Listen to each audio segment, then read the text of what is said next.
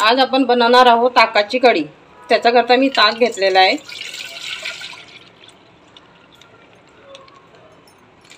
2 चम्मच बेसन घेते।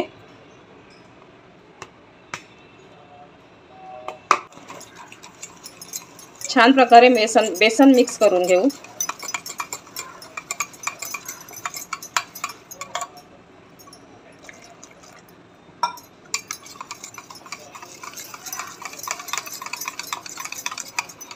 बघा मी अशा प्रकारे बेसन पातळ भिजवून घेतलेलं आहे।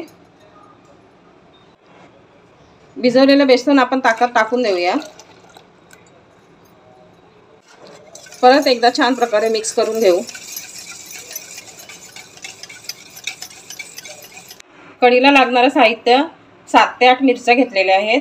कढीपत्ता, लसूण आणि जिरं।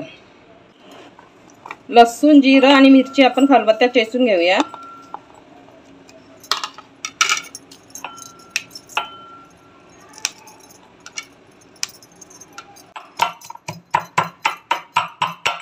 बघा मी अशा प्रकारे जाडसर चेचून घेतलेला आहे। टोप गरम झालेला आहे, तेल टाकून घेते। थोडी राई टाकून घेऊया। मिरची, लसूण, जिऱ्याचा मसाला टाकून घेऊया।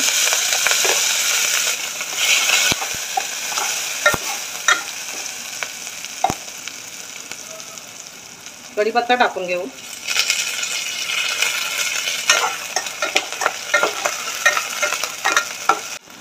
एक चम्मच हळद टाकून घेऊ।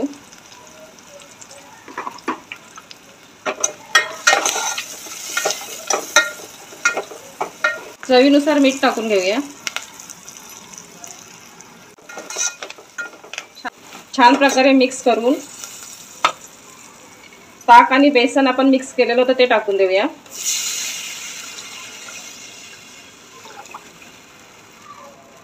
थोडं पाणी टाकून देऊ।